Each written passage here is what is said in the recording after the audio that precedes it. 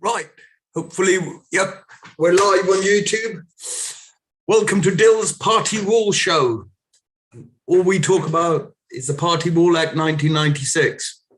I'm going to give you some useful stuff. And unfortunately, the price of the show is like, click, and subscribe, and comment. Look, share this stuff, and hopefully you've all found it useful. Let's get on with it. Right. Today's question: why undertake the party wall process? From the Party Wall Act. Who is this useful for? Homeowners, surveyors, and other construction professionals. So that's the question today. This is a question and answer show. Each week we bring a question or two, and we try and answer it, basically. So stay till the end. There's some bonus content. I'm going to give you some bonus content and a free gift. So let's get going. Okay, why undertake the party wall process? First point on the list, it's the law. And as with any law in the UK, got to say, unfortunately, ignorance of the law is not a defense. So next point, schedule of condition is basically a survey of the neighbor's property where you're going to works. It's there to actually protect you from false and malicious claims and gather evidence in case there's a claim. Okay, so that, yeah, I can't give myself a house point.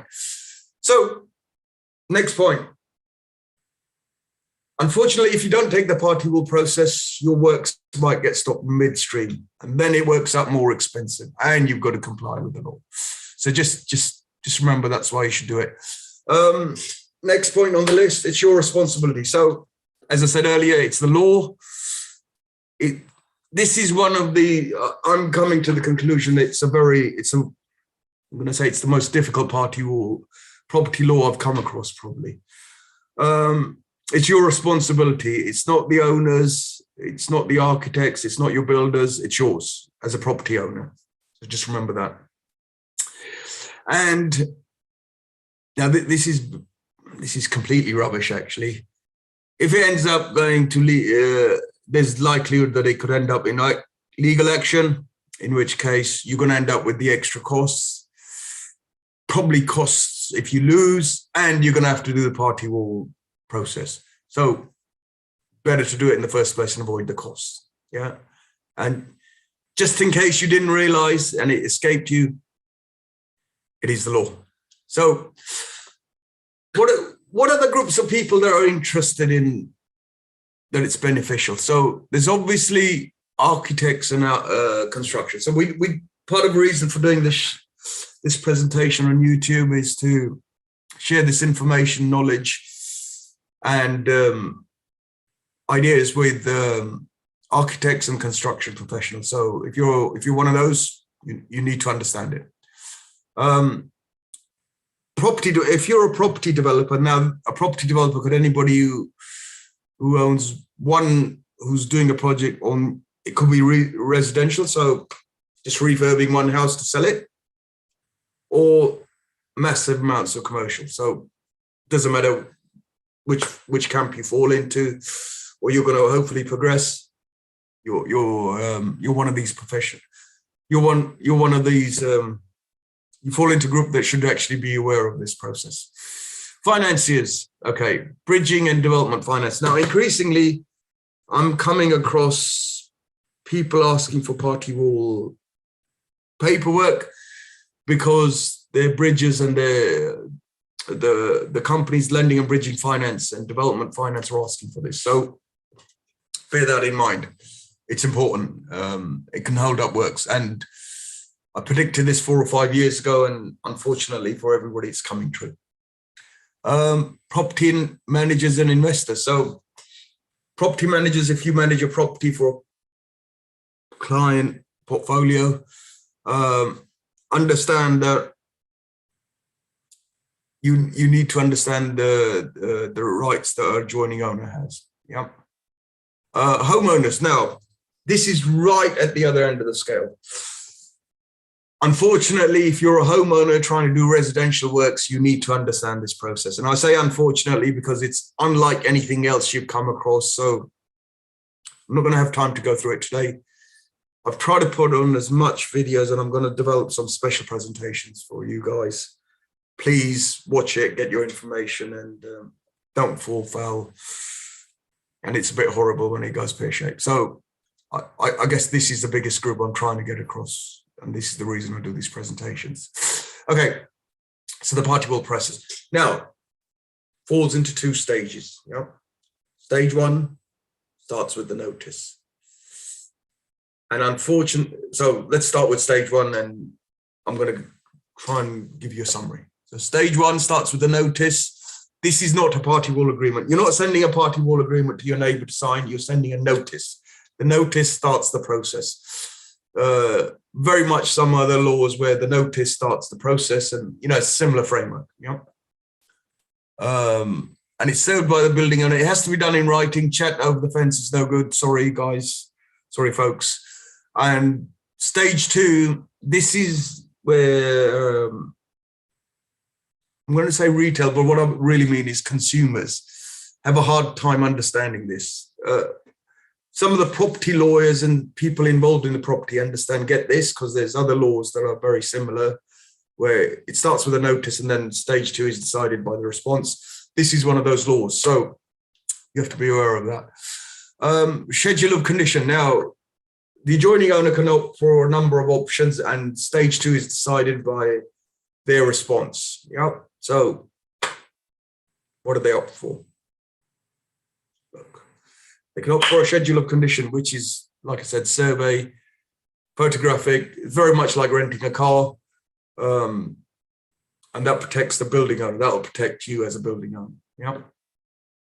And actually both sides, because then if there's no damage there when you did the survey and it's there afterwards, it creates evidence for you. And it also protects the building owner from false and malicious claims. The other response that the adjoining owner can ask is ask for an award, which is a party wall agreement. Now, there's a number of ways. It's a legal document which sets out rights and responsibilities of predominantly the building owner, sometimes the adjoining owner, and also it'll have a process in there. What happens if there's damage? Okay, basic terms of the act. Okay, so you have a building owner. This is the owner of the property. It could be a body corporate, could be individuals, and so on and so forth. Right. So those are the people that own the property. There's always only one owner doing the works. Could be a leaseholder, freeholder, limited company owner, partnership. It doesn't matter. On the other side, you've got multiple classes, and there's 4 classes in the.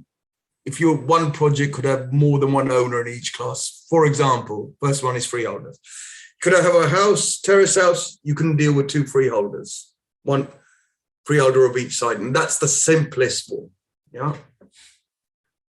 2, you could have leaseholders. That's leaseholders of more than 1 year. Okay, so AST tenants don't count. They're not leaseholders.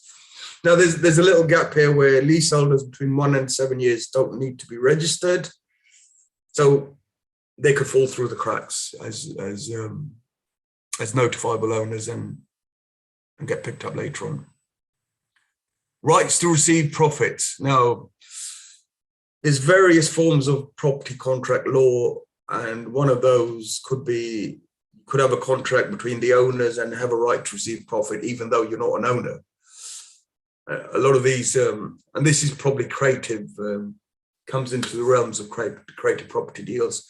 So if you have a right to receive profits on a property, you're notifiable as an adjoining owner. Last but not least, if you're contracted by the land or the property. So if you've exchanged, you're a notifiable owner. And ones that are off the table or not notifiable owners, let me make sure I don't miss this. Short hold tenants, what else am I looking at? Council tenants and mortgage companies. So they're not notifiable owners, just to be clear. And the reason I've outlined freeholders, these are the most common ones. And I'm going to refer back to it in terms of the gift. Got a little special thing for you. Right. Now, for each adjoining owner, this is the way the process can go. And there could be a number of adjoining owners for project. Yeah. This is why I've outlined this. This is just illustrating the previous point, but it's going to add a bit of extra material. So they can consent with a schedule of condition. We spoke about that just now, and then you're ready to proceed for that adjoining owner. That's a tick box. The adjoining owner can either ask for a dissent, which basically means they're dissenting to your notice. They can't stop your works, and they can ask, and the way that dissent is settled is by a award. Think of it as a judgment, and they can do this in two ways. They can appoint their own surveyor, or they can use your surveyor as agreed surveyor for minor residential works. So it could be a schedule of condition or a party wall award. Sorry, usually the output's actually almost exactly the same, slight different in documentation. There's probably a survey on the property schedule of condition, and there'd be a party wall award. Very similar for minor residential works. Now, the other thing that can happen that gets missed out all the time on documentation that I've seen and a lot of the government stuff, and so is what happens if there's no response. If there's no response, you've got to send a follow-up letter called a 10-4 letter. After, I'm going to go through the timings in a minute. And if there's no response to that, you should appoint a surveyor on their behalf. And then this whole process is called 10-4 process. I'm going to go through it in a minute. So here's the 10-4 process. Serve a notice. Now it says 14 days, but it should be 16. It's 2 working days plus 14 calendar days. I'm not going to explain why that is, but not right now. Maybe another one. If you don't get a response, you need to send a 10-4 letter, which is 10 plus 2 working days plus 10 calendar days. It's that way around rather than the other way around. And if there's no response to that, you appoint a surveyor on their behalf. And at this point, you're in 28 days. This is just an indication, could take 10 days. It's theoretically possible to do it within 7. There's no specified time period. So this is an illustration. And you serve an award and you're ready to go. Okay. Now, if you don't do this process, the risk for not doing the 10-4 process, for the adjoining owner, it may result, there's no survey of their property, so they haven't got, if you ignore it and you're going to be a bit difficult, you can't stop their works, you're better off taking part in the process. Yeah. There's no baseline to say what's the damage, in case there is any. For the building owner, your works might end up being stopped midstream while you carry this out. Okay, so top 7 mistakes. People don't start this. They need to start this as soon as possible. It's just, that's the number 1 point I can give you. Please start your party wall process as soon as possible. Now, if your architect's helpful and just gives you the notice and doesn't offer to do the full process, you need to go and get someone, or you need to get someone who's going to do it fully for you and understands it. Here's the other mistake that I'm seeing on a regular basis now. People who have tenanted properties next door are trying to find their owners and trying to get in touch. Don't do it yet. This doesn't bode well for you. You just need to do the compliance work and serve it on the owners at the land registry and company's house, and that's it. No more. Don't do all the chasing around. You really need to understand. In fact, understanding the 10-4 process needs to be at the top of the list, apart from starting as soon as possible. You need to complete the process. Look, get it completed. Otherwise, you're going to end up with issues. And here's a piece of good advice. These are one of the top 7. Don't send it recorded delivery. In fact, I was talking to another surveyor today, and this is the advice he gave me. And I thought, wow, that's so spot on. He said, don't send it recorded delivery. That will not be deemed a service. and action the 10-4 process. Now, I put in there limited company owners. It should be limited company stroke landlords. Do the process, no more, no less. And you can read between the lines, okay? You don't need to find out where to serve the notice. Just need to do the compliant paperwork. We're dealing with the law, follow the law. Don't try and do everything you can, yeah? It's a bit of a hint there. Follow the exact law, no more, no less. Okay. Now, I'm beginning to change my advice on hand delivering it in addition. Only hand deliver it if you're certain of the outcome. You don't have to hand deliver it. Just remember that. You're better off certificate of posting because you can prove you've done it if it goes to court. Now, read this in your own time, but basically back end of para 1012C second half says you need to stick to the notice timing unless the adjoining owner gives it to you in writing. So just remember that. Now, talked about some bonus content, so here it is. Look, if you there's the wording in a 10-4 letter. You won't find that on the internet anywhere, so grab this. Feel free to replicate it. I haven't got it at the moment, but by the time you get it, you might get, and here's some additional bonus content coming your way. So the government's got this booklet. There's the address. It keeps changing. I don't know what the current one is. Changes all the time, right? It's written in 2001. Times have changed a lot. The practice has changed, but they've updated it by just changing the color on the cover. So actually, it's a really good booklet. Get hold of it, read it. It's superb. There's great illustrations, really explains the law well. But it doesn't lay out the process properly. So we've done that for you in this booklet. And their notices are really difficult. So we've also done that, giving you sample notices.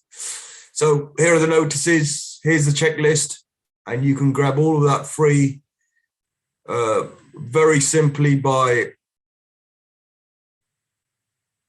all the details are in the description below. Just click that, grab that absolutely free booklet and share this, because if you're a homeowner, if you're a surveyor involved in the industry, or you're a construction professional, we hope you'll find this content useful. And look, if you find it useful, where's my YouTube thing gone? Sorry. If you find it useful, please like, let me put that up. Please like, share and subscribe. That's why we do this. We're just trying to get everybody to do this. How would I phrase it? Get the crest, understand this law that affects the building works and administer it correctly. So grab the free gift below, the bonus content, share this with your friends and make use of it as much as possible. Hopefully you find it useful, and I'll see you next week for next week's Dil's Party Wall show. Remember, download the free content and share this video, like and subscribe. That's I guess your fee for getting the free content. Thank you very much.